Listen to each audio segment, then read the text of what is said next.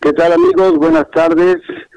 Es un gusto volver a estar en estos micrófonos, Voces del Periodista, en representación de su titular, la maestra, desde luego, Celeste Sanzenera, y saludos a Mauricio Lu, también desde luego, director de Voces del Periodista de la revista y Portales.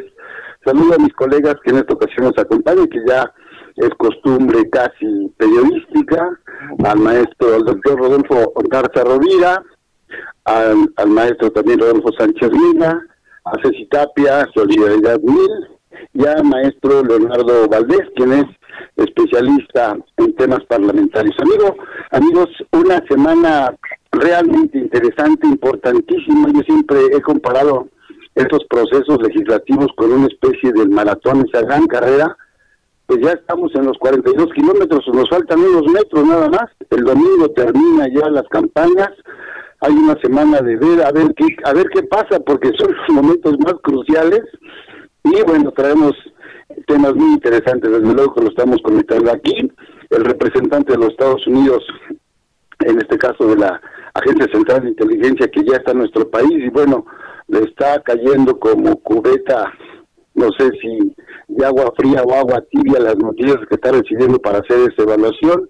El asunto de cómo camina pues el asunto de la vacunación, ya muy importante, de los 50 y los que vienen para abajo, que son los que faltan, y los temas que tenemos en la agenda de todos los días. Les saludo con muchísimo gusto. Ceci Tapia, como es costumbre, ¿cuál es el termómetro, la temperatura en las redes sociales?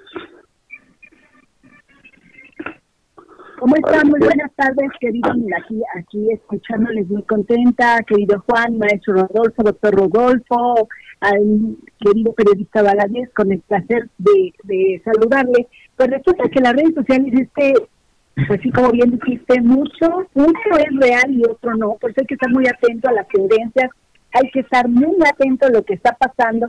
Hay unos signos súper interesantes, que esta es la parte más padre de las redes sociales. Por ahí, Pedro Navegaciones, que es Pedro Salmerón, escribe algo acerca del tema que seguramente nuestro querido maestro Rodolfo Sánchez Menas va a tratar, y este tema que es de Economist, ¿no? Y se burlan porque dicen, bueno, ya bajó la tendencia del partido oficial por esta situación, pero habla de lugares como Inglaterra o todo eso donde es mucho más sensible a esas lecturas. Es algo muy interesante. Yo creo que de ahí partimos. Ayer fue una tendencia muy, muy interesante, pero algo que también veo, hay hilos acerca del INE, que lo ha tratado aquí nuestra querida Perla Tapatía, que le mandamos un saludo a Pati, y también, por supuesto, pues ha hecho hilos, no solo de la elección de niños, sino también de lo que ha pasado en el país y que la gente ve, que la gente que es a pie, no cualquier persona, esa parte es la parte más interesante que las personas... Guárdalo bien, la verdad, si puede un audio por ahí, por ahí. Nada más un momento. Si alguien tiene por ahí algún otro celular cercano, una estación de radio distinta o una grabación, por favor apagar todo eso. Adelante, Ceci. Claro que sí, perdón. Bueno, les platicaba que también un tema muy interesante. Resulta que algo que había estado pasando con lo del PARC es que mucha gente se quejaba acerca de dónde iban a sacar el dinero, y ellos juraban y repercuraban que era con el dinero del fondo de desastres, ese fondo, el Fonden que tanto habían peleado, y sale el secretario de Hacienda y dice, no, esto no fue tomado de ahí, y es importante porque él dice, no sale de ese Fondo Nacional de Infraestructura para Desastres Naturales, no, sale del Fondo Nacional de Infraestructura. Y otra cosa que también es muy importante y que seguramente el doctor Ondarza, que tan informado está de esto, habla que más de 724 millones de piezas de medicamentos de esas compras que se han hecho para atender enfermedades oncológicas, infecciosas, VIH y neurológicas, pues bueno, esto viene ya con este gobierno, era un tema que en las mañaneras se había dado, y que bueno, más allá también de las tendencias de las vacunas que han estado hablando que ya les toca a los jovenazos de 40 a 49, entonces pues bueno, a partir del 1 de junio puedan ya ser vacunados, todo esto dentro de la visibilización que se está buscando. Y bueno, hoy día viernes de amnistía, fíjense que por ahí hay un preso político en Chiapas desde hace muchísimos años, desde 1995, sin ser juzgado, el señor Samuel Sánchez. Y si por ahí ustedes buscan en las redes sociales, se van a dar cuenta que él estuvo en algún momento o sigue estando preso sin sentencia, enfermo. Ojalá que las autoridades penitenciarias pues puedan darle esta salida a los hospitales, esta salida de la atención, porque la salud es un derecho humano.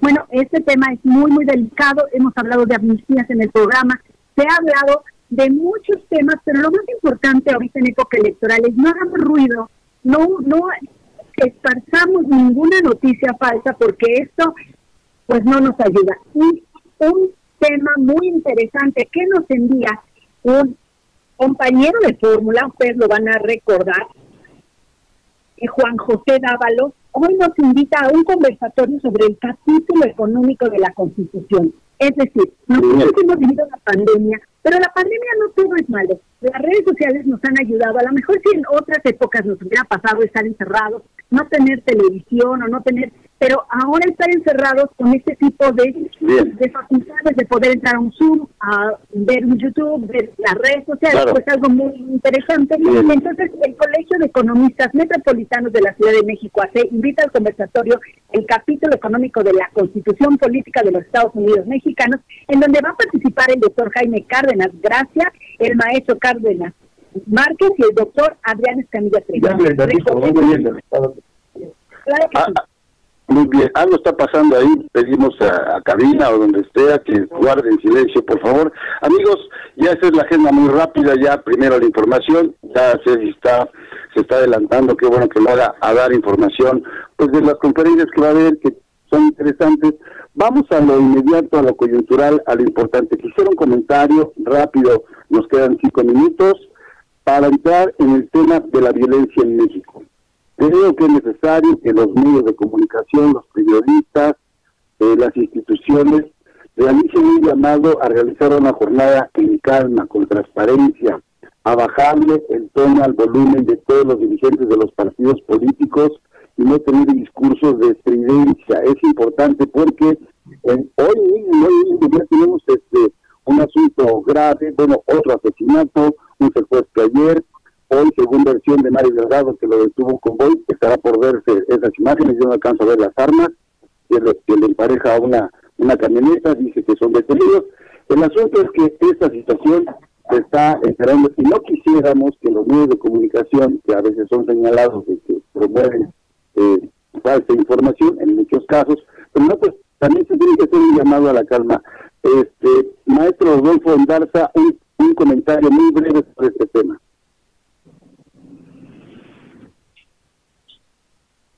Pues sí, Juan, ¿cómo están? Muy buenas tardes, ¿cómo estás? ¿Cómo están mis queridos colegas? Y un caluroso saludo al auditorio y un fuerte abrazo para pues, nuestro titular, la verdad. Y yo creo que efectivamente, o sea, tenemos que bajar toda esta ansiedad que causan las elecciones, tenemos que tener serenidad y tenemos que tener un voto razonado, tenemos que tener un voto inteligente. Ya estamos hartos de que se nos vea la cara como mexicanos, tenemos que ver las propuestas de cada uno de los candidatos independientemente del partido político. Y por supuesto que tenemos que cerrar filas con todos los proyectos que tenemos en este sexenio, porque por esta manera vemos luz al final del túnel, Juan. Ok, muy bien. Maestro Rodolfo Sánchez Mina, sobre el asunto de la violencia política, que ya se metió la violencia criminal a las elecciones, un comentario muy breve. Pues con mucho gusto hago este comentario.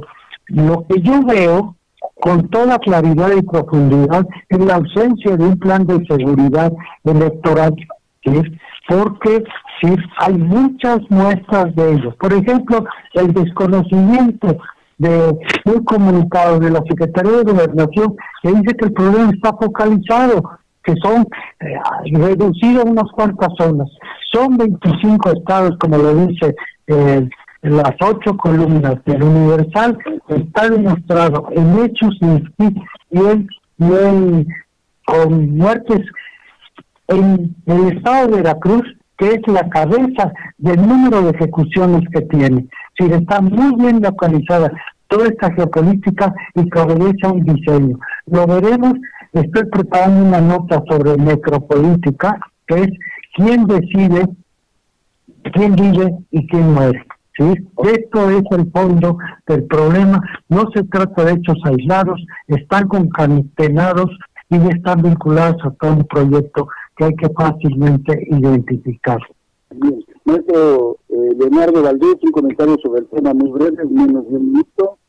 Bueno, sí, en realidad vivimos momentos ríspidos, en parte porque ha sido ríspida la situación de los últimos 3 años, en donde los actores políticos y los gubernamentales no se ponen de acuerdo en que la nave es de todos, no de un grupo, de un sector, y como tal, hoy mismo, como dijeran en Estados Unidos, la DEA particularmente, en el país hay un crimen organizado que es el que nos está perjudicando. El crimen organizado pretende cooptar o apoderarse de los cargos de elección popular, y como tal, pues plata o plomo se decía antes, y hoy dijera algún amigo periodista de El Universal, plomo o plomo. Creo que debemos buscar todos un diálogo civilizado para transitar estos últimos 10 días de aquí al 6 y despuésito del 6, y ojalá lo hagamos como gente civilizada. Bien, gracias maestro. Son las 5:15, estamos en Voces del Periodista transmitiendo desde la Ciudad de México. Estamos en vivo con un equipo muy interesante en términos de preparación y de experiencia periodística. Vamos a un corte y regresamos en un momento.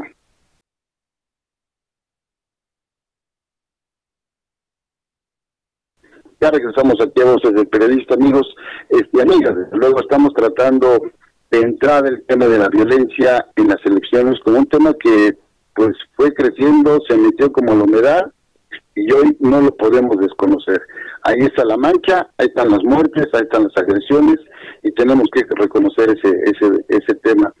Ceci Tapia, nos quedamos pendientes con tu comentario sobre este particular tema de una manera breve para entrar de lleno al tema de la CIA en México.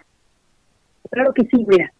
Yo creo que sí es muy importante. En las redes sociales van a encontrar los hashtags, el famoso gatito con DEA, con CIA, con todo lo que está aconteciendo, la visita de Kamala Harris, por supuesto, lo que está pasando. Yo creo que sí es importante que el maestro nos dé una explicación antes de continuar con esto.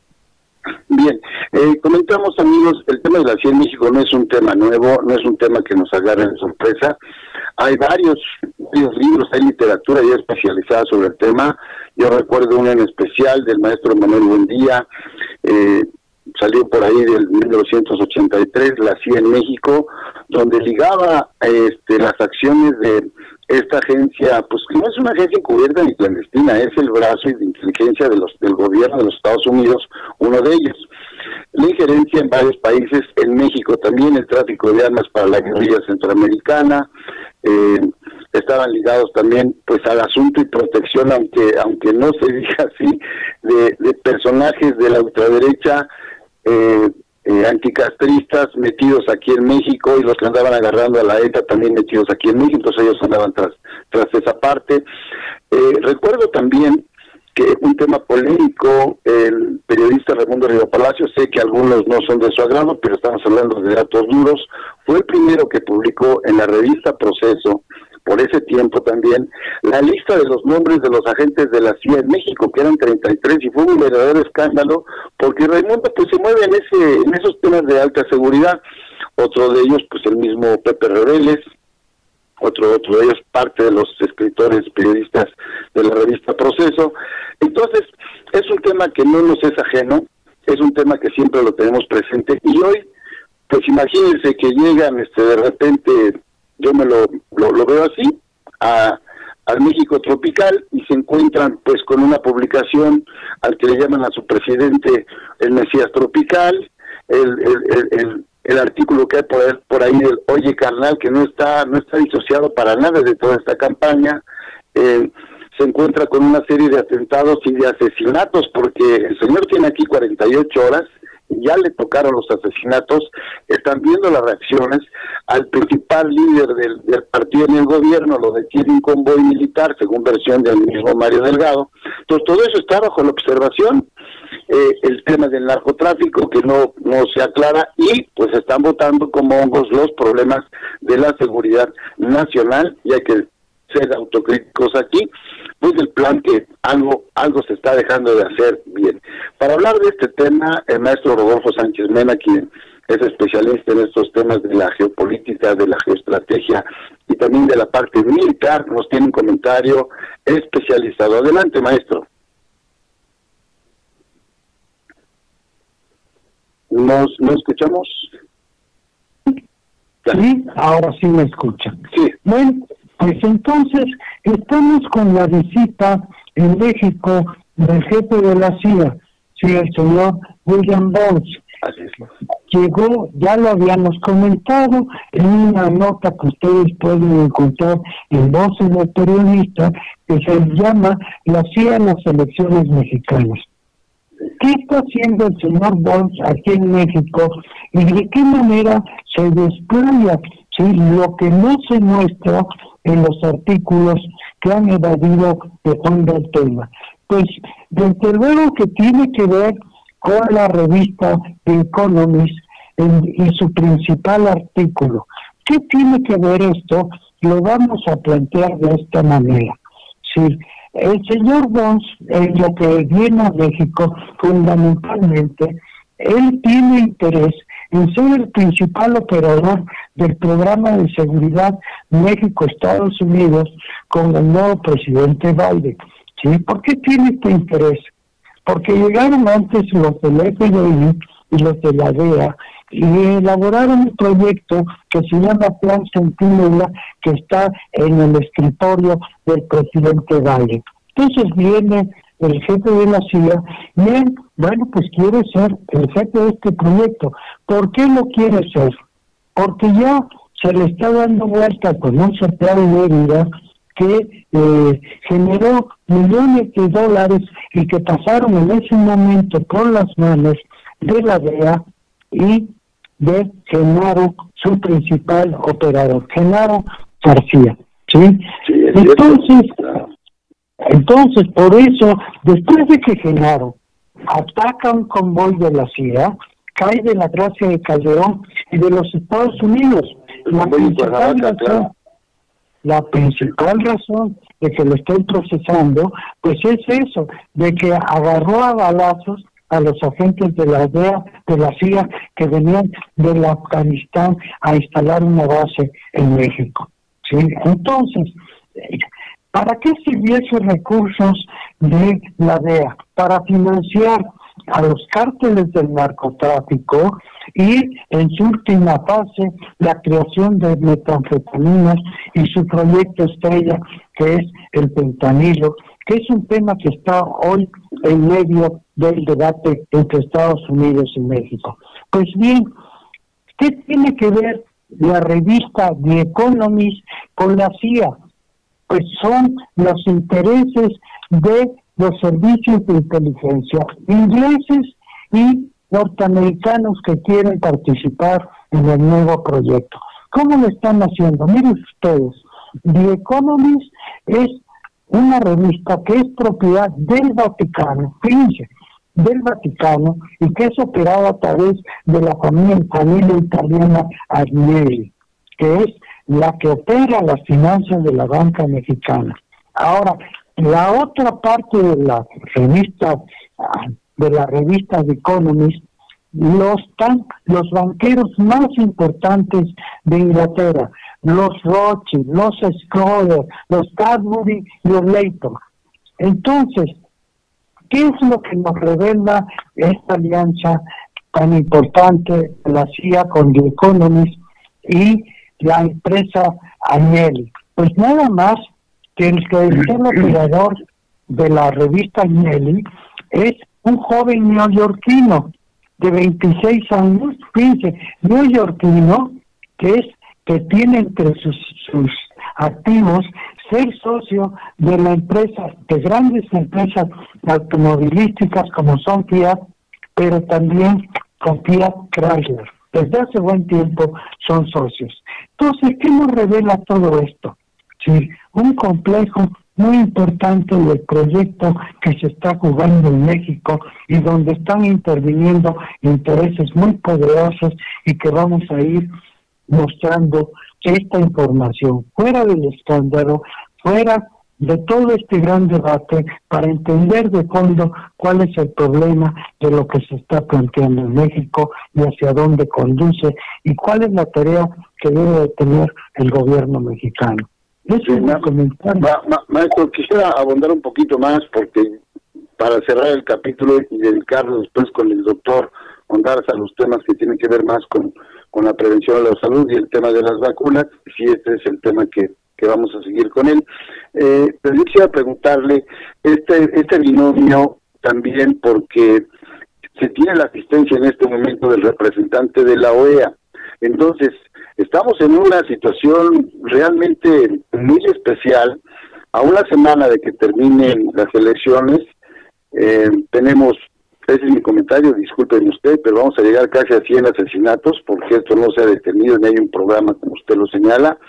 Viene el día de las elecciones, seguramente parte o un 10% de conflicto postelectoral, y cómo queda la nueva conformación de la República. Y en ese sentido llega pues la vicepresidenta de Estados Unidos, que pareciera que llega no en un tema como de alta cortesía, digo, como que llega a pedir cuentas y a supervisar como qué se está haciendo aquí, ¿no? Como, digo, la agenda no los han dado a conocer, incluso hoy el presidente, una situación que pues, es un poco extraña, dice el que no conoce la agenda.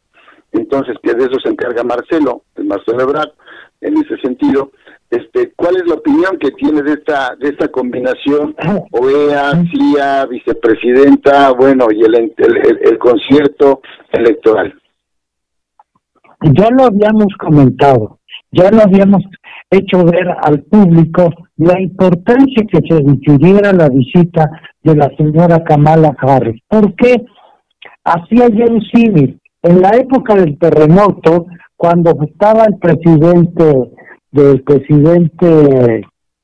esposa, Mande de la Madrid, su esposa Paloma Cordero recibió en México a la esposa de Reagan, Nancy Reagan, claro, sí.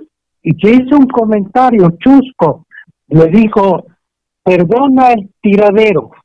¿A qué viene Kamala en medio del tiradero que va a haber? Porque pues, va a haber evidentemente un conflicto postelectoral. La importancia de diferir su visita es limpiar la casa. O sea, cuando llega un invitado, hay que tener ultra la casa. Entonces, hay que limpiar la casa de norte a sur, porque en el norte es donde está el problema. Fíjense, bueno, yo no sé si nos dé tiempo de limpiar la casa, son cuestiones de fondo, no basta una escoba en este momento para barrerla, hay que reestructurarla a fondo. Nada más decimos, porque usted se está refiriendo en este momento al tema del norte, el tema Tamaulipas, fíjense ahí también otro tema. Ayer que se tuvo la conferencia de la ministra, pues es ministra porque está en la Secretaría de Gobernación con los gobernadores, pues Cabeza de Vaca estuvo invitadísimo ahí con todos los gobernadores. Y en medio de ese concierto, hoy pasa lo de Mario Delgado, que yo les decía que yo no he visto armas, es una profesión de Delgado. Ya en este momento en los portales y en los medios más serios el gobierno de Tamaulipas está confirmando que el vehículo que se acercó a Mario Delgado no traía armas. Entonces, hay que tener cuidado con estos discursos y estar alertando sobre cosas que a lo mejor no son tan ciertas o no son verídicas, o no tuvo la certeza o el temor, el pánico que trae Mario Delgado, pues se arrebató a comentar ese hecho con su celular, inmediatamente subirlo a las redes sociales. Entonces, sobre este tema vamos caminándonos despacio para ir sembrando un tema de mayor concordia. Bien, amigos, ya son las 6, ya estamos pasando, 5:31, vamos a un corte y regresamos con temas de coyuntura, de interés, de utilidad periodística para la vida, para usted. En un momento regresamos.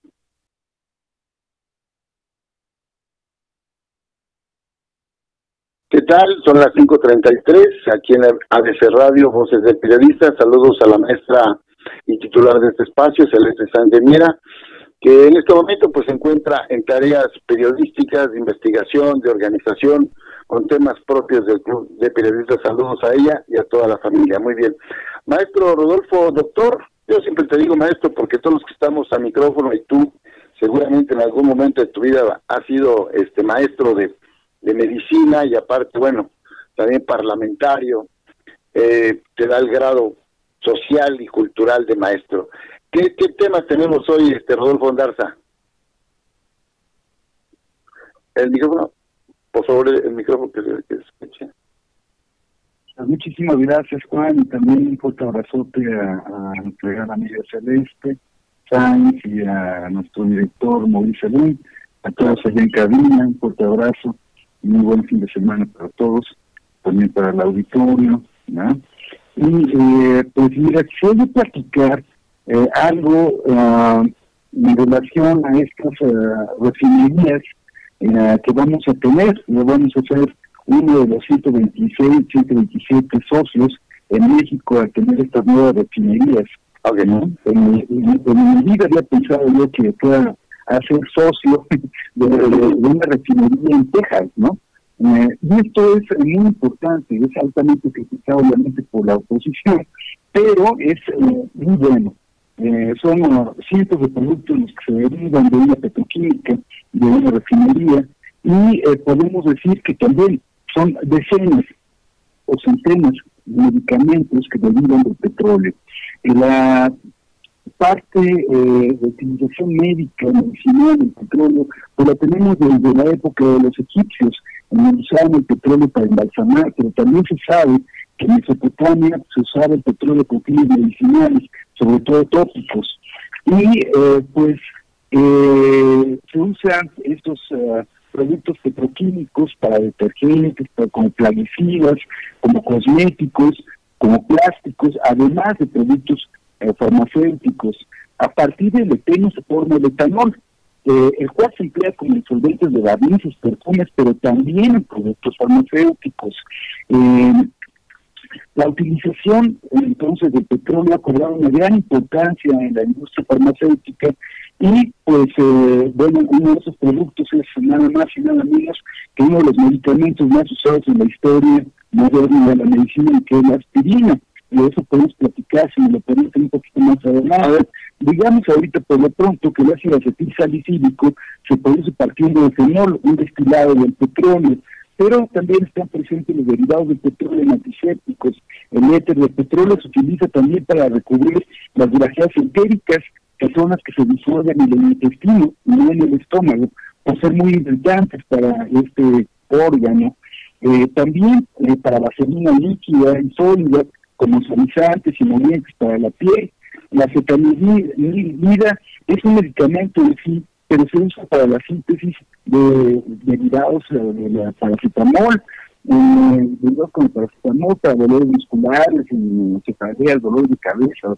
A partir de derivados del petróleo se obtienen hormonas anticonceptivas y hormonas esteroideas. Además, partiendo de un derivado del petróleo se obtienen también vitaminas liposolubles, como las vitaminas A y la E. Incluso en la gastronomía se utiliza la sacarina, ¿verdad? Y la sacarina pues también es uno de estos derivados. Después de milenios de tolerar el dolor y sonido como parte de la vida cotidiana, a principios del siglo XIX todo cambió y el dolor se pudo controlar. Se podía y se debía entonces también minimizar.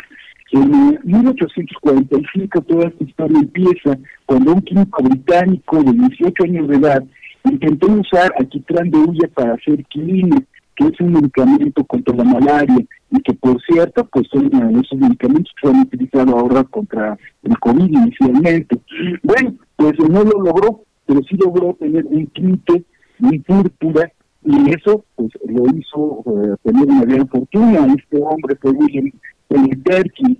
Después, dos médicos franceses, Arnaud Kahn y Paul Hett, que trabajaban en la Universidad de Estrasburgo, intentaron usar alquitrán de hulla para probarlo con pacientes que tenían gusanos intestinales. Y bueno, el alquitrán tenía propiedades antisépticas, por eso es que usaron este alquitrán, querían usarlo. Y bueno, hubo ahí una confusión porque en realidad querían que los pacientes tragaran naftalina, se equivocaron en esto. El farmacéutico que le estaba dando estos fármacos, y en realidad le dieron esos médicos acetaminofén a esos pacientes por error, y vieron que pues, con gran fortuna que pues había bajado los síntomas, había bajado también la temperatura del paciente, y con ello pues cáncer hicieron también una gran fortuna. Posteriormente ya vino algo bien interesante, y que viene también no solo la historia de la aspirina, sino de la heroína. Y esto es con la fundación de la compañía Bayer, allá por 1865. Bayer en aquel entonces era líder mundial en la producción de colorantes, pero un químico joven, Karl Buesberg, hizo un descubrimiento con una fórmula química de una sustancia llamada penacetina, y que esta penacetina es la que se transforma después en paracetamol. Siguen las investigaciones allí en Bayer, utilizan otra sustancia que les interesó mucho, que era el ácido salicílico. El ácido salicílico, que también se deriva del alquitrán, pues se le daban a los pacientes para que se le cortaran en la piel o lo tragaran, y pues si bien no mataba las bacterias, sí bajaba la fiebre, pero era muy irritante para el estómago, por lo que otro investigador de nombre H. Brunk diseñó la modificación de la fórmula para tener en la aspirina actual, que es el ácido acetilsalicílico. Pero también otro grupo de Bayer también cambia la fórmula de la morfina, crea la dimorfina, que es la heroína. Curiosamente, el jefe de estos grupos dijo que una de estas sustancias era muy peligrosa, y no fue la heroína. La peligrosa y la que se prohibió inicialmente fue la aspirina. Porque decían que era mala para el corazón. Y al contrario, la aspirina actualmente sabemos que nos puede prevenir infartos al miocardio, por ejemplo, ¿no? Y a la heroína, porque quitaba mucho el dolor, pues era de heroína, porque era la sustancia héroe de aquel entonces para poder controlar uno de los grandes males del mundo, que era el dolor humano. Pues esa es la historia de la aspirina, de la heroína, y por qué debemos aplaudirnos por tener ahora no solo la modernización de 6 refinerías, sino la adquisición de 2 nuevas más, una en Dos Bocas, próximamente a abrirse, esperemos que muy pronto, y la adquisición de la refinería Tejana, ¿no? Pues así las cosas, Juan. Pues creo que no me equivoqué, nos has dado una lección como verdadero maestro de la historia de la medicina y de la conversión de los productos en las refinerías. Fíjate, maestro doctor, que son 56 ramas que se desprenden de los procesos de toda una industria de la refinería, que van pues desde la industria aeroespacial hasta la parte más minúscula como puede ser una aspirina en toda su dimensión. Y quizá esto es la parte que hace falta de promocional, y digo también por parte del gobierno, si bien se da este golpe de timón, como se dice periodísticamente en términos políticos, es una de las decisiones que marcan a la mitad del gobierno una decisión de gran trascendencia. Quizá, digo, obviamente que no comparada con las acciones de Lázaro Cárdenas, que sería el fin de nuestra historia, pero pues aquellos hombres nacionalizan toda la industria. Hoy se está comprando, yo diría así, en una acción financiera tipo Pancho Villa, tipo Columbus, entramos a Estados Unidos, pero ahora sí ya compramos un pedacito del territorio, porque entiendo que también es el territorio. Fíjate, en términos históricos, es un asunto, es hasta como paradójico históricamente, quizás no se ha visto por ahí, y todo el beneficio que va a tener a la industria de la medicina. Y otra parte que también se sigue desperdiciando en las refinerías de aquí en México es la producción del gas, que se deja ir. También digo, independientemente de los asuntos de las energías pues más benéficas, digamos, ecológicas, que no tienen que ver con esta industria a la que se le está llamando pues una industria en decadencia, sí, pero pues para ello todavía faltan pues fácil otros 50 años, digo, para que nos emparejemos en esos términos. ¿Algún comentario final, doctor, para que vayamos al corte y regresemos con el maestro Leonardo? Tienes toda la razón, Juan. Incluso para la gente que dice que esto es una decadencia, no es real. No, se calcula que para el año 2040 de los vehículos circulantes, por lo menos las 2/3 partes van a seguir siendo motores iguales a los que usamos en la actualidad. Entonces, claro, decadencia no existe, no es cierto, ¿no? Ahora, por ejemplo, están muy de moda los carros estos llamados híbridos, que son una belleza, no hacen ningún ruido, te ahorran lo que es con la 10ª parte de un tanque de gasolina, puede circular por toda la ciudad casi toda la semana. Sí, pero ese carrito te cuesta $500,000 de pesos. ¿Quién con un salario mínimo pues va a adquirir una unidad de esas que parecen naves espaciales? Bueno, eso es lo que tenemos, amigos. Desde luego que hay otras tecnologías más avanzadas en la industria automotriz. Pero bien, eso lo dejaremos para otro tema. Amigos, son las 5:45, transmitiendo en vivo desde la Ciudad de México en ABC Radio, Voces del Periodista, que lo conduce, siempre lo ha conducido así ya 2 décadas, fíjense nada más, la maestra Celeste Sáenz de Miera, y hoy pues me hizo el favor de estar aquí un ratito con ustedes. Vamos a un corte y regresamos.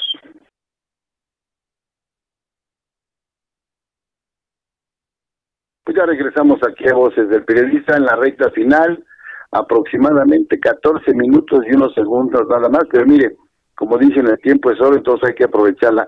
Va a estar con nosotros, ya está con nosotros desde luego, desde que empezó el programa, pero en este espacio, Leonardo Valdés, que yo le estaba comentando ahorita antes de entrar ahí, que a lo mejor era ya el decano de la fuente legislativa en términos de crónica. Yo recuerdo, bueno, mi vida como periodista tiene 30 años, pero recuerdo a grandes, todavía me tocó leer a grandes cronistas parlamentarios.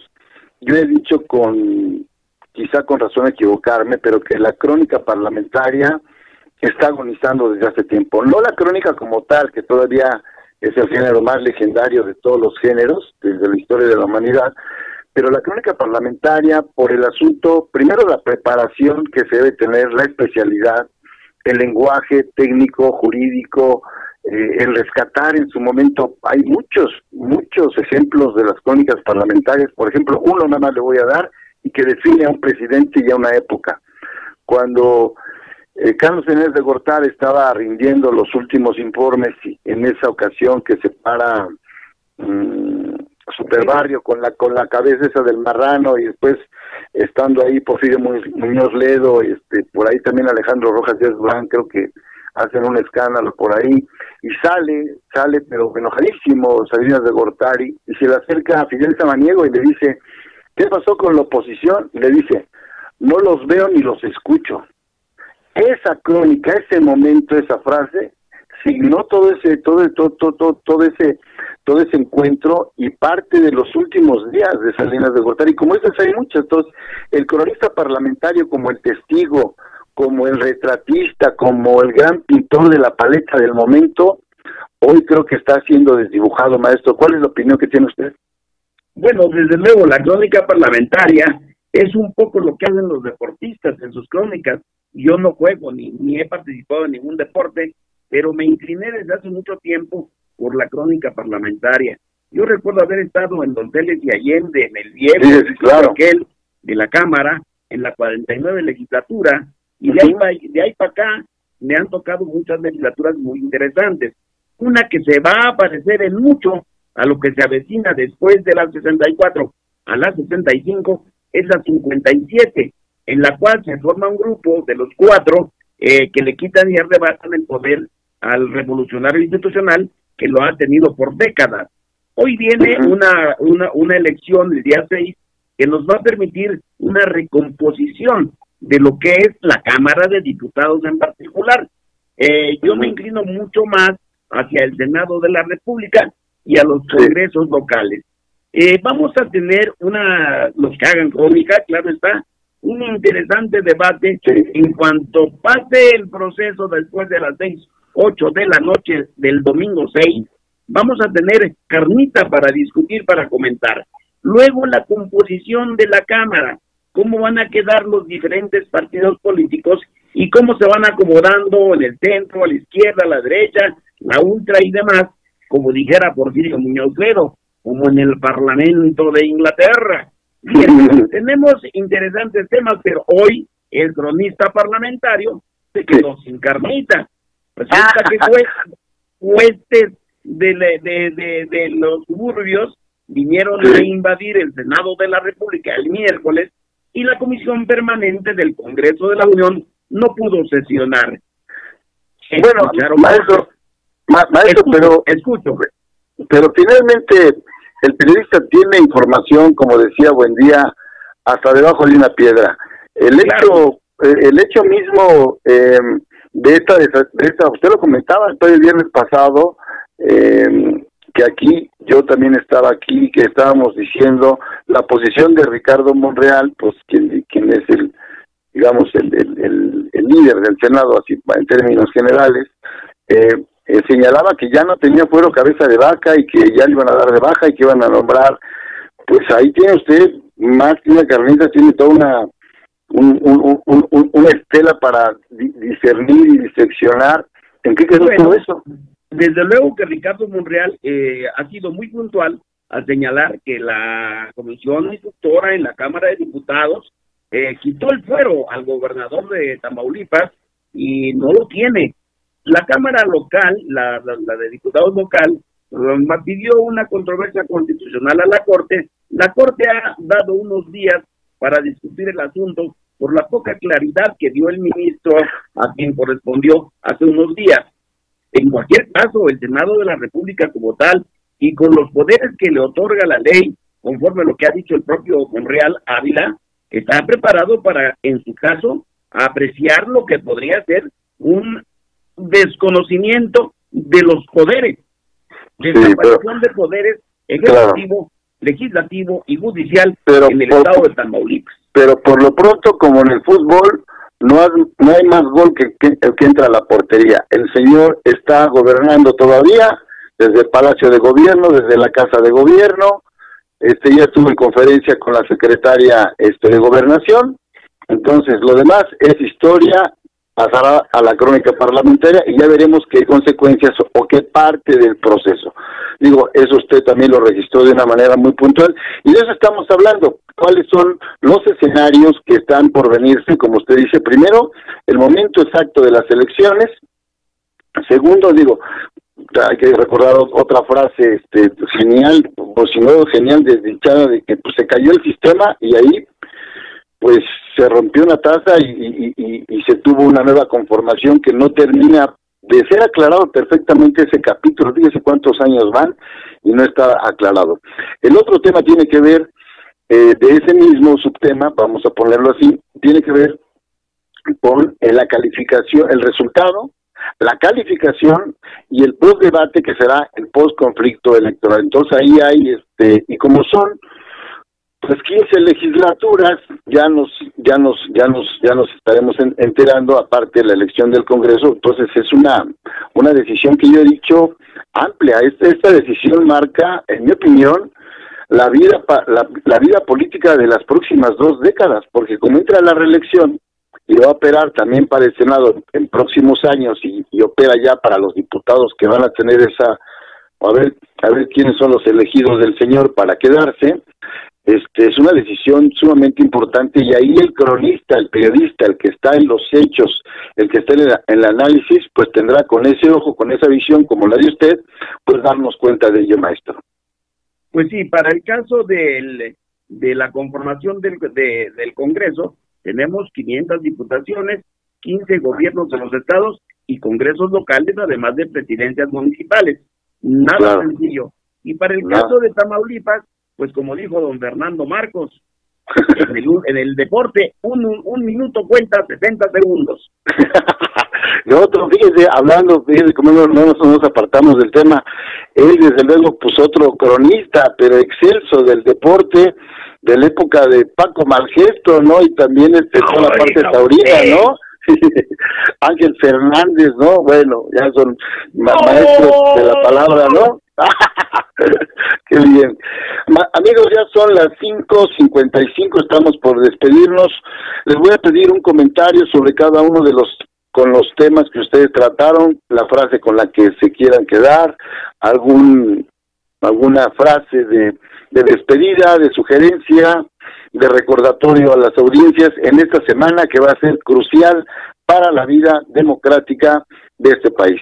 Empezamos por las damas, maestra Ceci Tapia, que hoy estás muy fresca, y qué bueno que estés así, porque por allá creo que hace un poquito de calor. Acá pues tenemos que soportar con camisa y todo esto el calor de la Ciudad de México, un poquito más seco. Adelante, Ceci Tapia.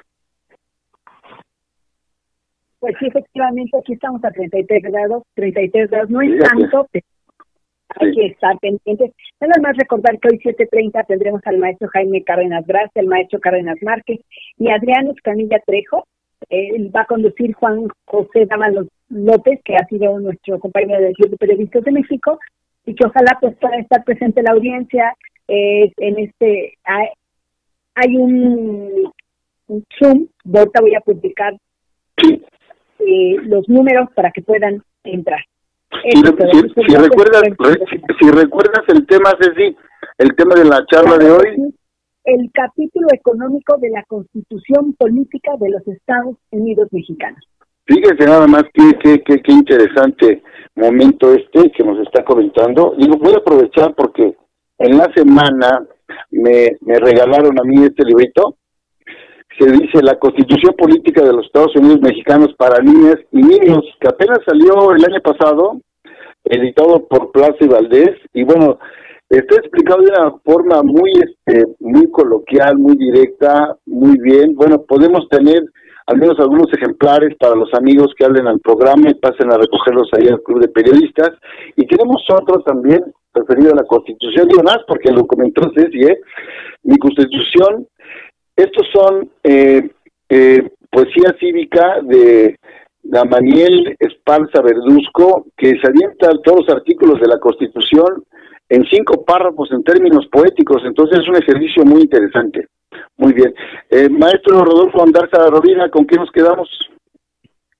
Pues yo creo que para poder emitir nuestro voto tenemos que recordar el genocidio blanco y recordar cómo se desmanteló y se privatizó el Sistema Nacional de Salud en secciones previos. Eso hay que tomarlo muy en cuenta, porque de eso depende nuestra vida. O sea, el poder sobrevivir en un momento dado a una enfermedad depende de nuestro voto. Vamos con eso a dar el destino a nuestros hijos. Muchas gracias, Juan. Qué frase, qué mensaje tan amplio, tan profundo. El voto es por la vida y por el futuro. Bueno, primero por el presente y por pensar en el futuro. Maestro Rodolfo Sánchez Mena.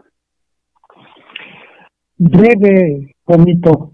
Pues se trata de leer el artículo de The Economist con la pluma del director de la CIA.